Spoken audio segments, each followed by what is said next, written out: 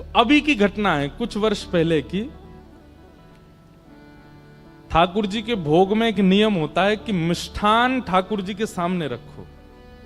अगर आप थाली में भोग लगाते हो तो जो मीठी वस्तु है ना, वो ठाकुर जी की तरफ आगे होनी चाहिए। अब हम लोग तो थाली में भोग लगाते हैं, पर प्रणाली ऐसी है कि थाली में भोग नहीं, संपूर्ण सामग्री ठाकुर जी के आगे रखनी चाहिए। कड़ी बनी है, चावल बनी है, रोटी बनी है, साग बना है, सब भर भर के पात्र लेके जाओ और ठाकुर जी के सामने सब कुछ पधरा दो। मंदिरों में ऐसे ही भोग लगता है, सारी सामग्री ठाकुर जी के आगे धरते हैं, ठाकुर जी को जितना रुचि लगे उतना पावे। आपने 2 ही रोटी धरी ठाकुर जी के आगे, ठाकुर जी मधुमंगल श्रीदामा सब आ गए होंगे, ठाकुर जी कह रहे होंगे भैया नेक नेकी पहियो 2 ही धर के गए हो है, भूख तो ज्यादा लग रही है पर नेक ही धर के गए हो है। तब आप जब थाली में 2 ही रोटी धरते हैं तो फिर मधुमंगल श्रीदामा तनसुका मनसुका ये सबरे सखा आते हैं ठाकुर जी के संग पानी, अकेले ठाकुर जी पाते नहीं, कभी नहीं पाते। या तो किशोरी जी और अष्ट सखियां आएंगी या फिर ठाकुर जी अपने सखान को बुलाएंगे, ठाकुर जी अकेले प्रसाद नहीं पाते। और आप धर के क्या गए हो, 2 ही रोटी, नेक्स्ट सी सब्जी। अच्छा, कई घरों में तो देखा इतनी सी चांदी की थाली, वहां इतनी इतनी सी कटोरी। हमारे लाल जी छोटे हैं ना, छोटा सा मुख, छोटी सी थाली, छोटी सी गिलास। कहीं ठाकुर जी ने आपको छोटा सा मान लिया ना, रोते रहोगे फिर अन्न के काजे।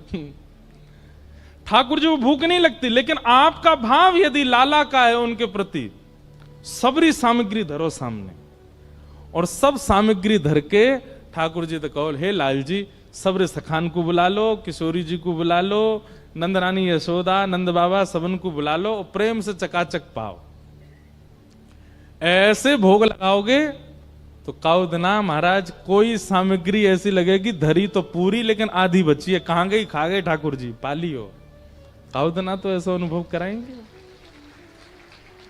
तो ठाकुर जी के सन्मुख, जहां ठाकुर जी विराजने उनके सन्मुख मिष्ठान, मिष्ठान के बाद नमकीन, नमकीन के बाद साग, दाल, कढ़ी, चावल, रोटी, ऐसे भोग पधराना चाहिए ठाकुर जी के सन्मुख। तो नाथ द्वार में नवनीत प्रियालाल जी इतने से लड्डू गोपाल, छोटे से, तो उनके सामने भोग पधराया गया।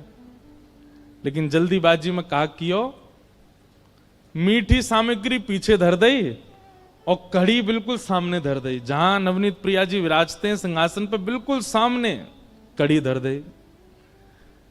और नवनीत प्रिया जी का नियम है, बहुत आनंद वाली कथा है उनकी, वो मंदिर में भोग नहीं लगाते। छोटे से गोपाल जी हैं, अपने सिंहासन पर बैठे, सिंहासन सहित रसोई घर में जाते हैं और रसोई घर में चूल्हा के बगल में बैठ के पाते हैं। क्यों? भावना ऐसी है कि बोले गोपाल जी हैं, गोपाल जी कोई टेबल पे बैठ के, चौकी पे बैठ के थोड़ी पामे, वो तो यशोदा मैया के बगल में बैठे रहे, यशोदा मैया बनाती रहे, पवाती रहे, लाला है, ले लाला मैं रोटी बना रही हूं, बाबा का जी तू रोटी खातो रहने एक देर। यशोदा मैया चूल्हा पे प्रसाद बनावे और ठाकुर जी बैठे बैठे पामे। इस भाव से श्री ठाकुर जी रसोई घर में जाते हैं, वहीं प्रसाद भोग लगाते हैं। किसी की रसोई इतनी पवित्र हो तो वो ये लीला कर सकते हैं, इतना अवकाश है उनके पास कि वो घर में ही रहते हैं। तो ऐसी एक योजना बनाओ, ठाकुर जी को श्रृंगार मंदिर में, ठाकुर जी का बाल भोग मंदिर में, लेकिन राजभोग दोपहर का जो भोग होता है उसमें ऐसी सुंदर पूरे मार्ग पर गोबर को चौका लगाओ, ठाकुर जी को सिंहासन धीरे से उठाओ और रसोई घर में बढ़िया सुंदर गोबर के चौका लगा के वहीं विराजमान करो और वहीं ठाकुर जी के सामने प्रसादी बना करके फिर ठाकुर जी को पधराओ। सेवा तो बहुत विस्तार की है, लेकिन हम लोगों पे समय नहीं है। ऐसी सेवा अगर होने लग जाए ना गुसाई जी जैसी, तो इस कलयुग में आज भी ठाकुर जी बोलने लग जाएं, आज भी ठाकुर जी पाने लग जाएं। तो नवनीत प्रियालाल जी रसोई में गए, जल्दी जल्दी में सेवकों ने मिष्ठान तो पीछे धर दिया और कड़ी सामने पधरा दी। कछु रोटी ठाकुर जी के सामने बना करके सन्मुख पधरा दे और फिर सबरे जन प्रणाम करके फिर वहां से चले जाएं। अब अपने सखान को बुला लियो, लाल जी प्रेम से पाओ। और मंदिर वहां रसोई घर की किवाड़ बंद करके सब चले गए। थोड़ी देर बाद जैसे ही भीतर रसोई में प्रवेश किया तो क्या पाया, ठाकुर जी अपने सिंहासन पे है ही नहीं। सिंहासन पे लाल जी है ही नहीं। अब तुम्हारा झल्ला मच गया, ठाकुर जी कहां गए, नवनीत प्रियालाल कहां गए, सब जगह खोजो कहीं नहीं मिले। तब कोई वैष्णव ने आके कही, बोले भैया इस साग सब्जी में तो ना गिर गए कहीं, छोटे से लालाएं। तो सबरी सामग्री पलट पलट के देखी, धीमे धीमे हाथ लगा के कि भाई लाल जी कहां हैं, छोटे से गोपाल जी हैं।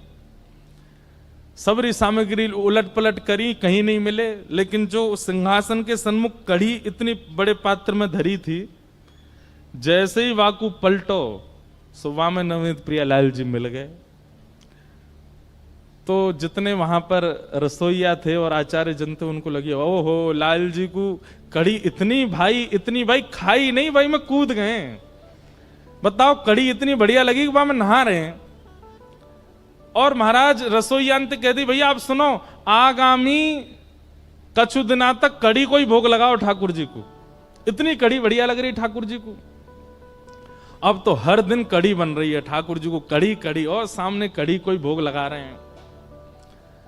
5-6 दिन बीत गए तो जो मुख्य मुखिया जी थे, मुख्य पुजारी, रात में जैसे सोए तो श्री छोटे से गोपाल जी रोते रोते उनके स्वप्न में आए। जय जय कहा भे हो, आप काई को रो रहे हो, लाल जी आप काई को रो रहे हो। छोटे से गोपाल जी बोले, 5 दिन है गए मुंह कड़ी कड़ी पवाए जा रहे हो और कुछ बनाए ना रहे। तो गुसाई जी बोले, मुखिया जी बोले, जय जय वादना आप कूद गए कड़ी में, तो हमें लगी कड़ी बहुत बढ़िया लगे या हमारे कड़ी को भोग लगा रहे। ठाकुर जी बोले, अरे कड़ी बढ़िया लगे या हमारे ना कूदो, तो तुमने खीर दूर धर दई, मैं तो वह ले वे जा रहा हूं, सो कड़ी बीच में आ गई भाई, मैं गिर गो, मैं तो खीर पावे जा रहा हूं, कहा करूं इतनी बड़ी कुआ जैसी कड़ी वहां में गिर गो मैं तो। मुखिया जी के नेत्र सजल हो गए, रात्रि में ही ठाकुर जी को प्रणाम किया, जय जय क्षमा कर दो। ऐसी लीला ठाकुर जी। ये लीला का विस्तार किसने किया? श्री गोसाई विठलनाथ जी।